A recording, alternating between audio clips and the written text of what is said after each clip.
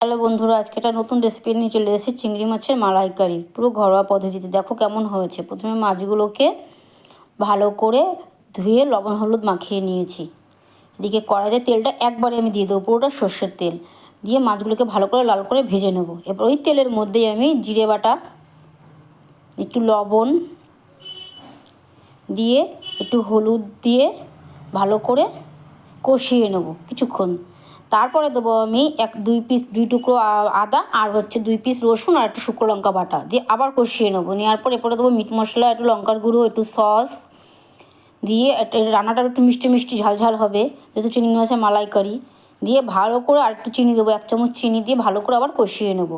বন্ধুরা সঙ্গে থেকো, পাশে থেকো। বন্দনা রান্নাঘর আছে ইউটিউব চ্যানেল, অবশ্যই একটু তোমরা সাবস্ক্রাইব করে দেবো। এবার দেবো আমি এর মধ্যে নারকেলের দুধটা। এর মধ্যে এমনি আদার্স কোনো জল যাবে না, পুরোটাই নারকেলের দুধ।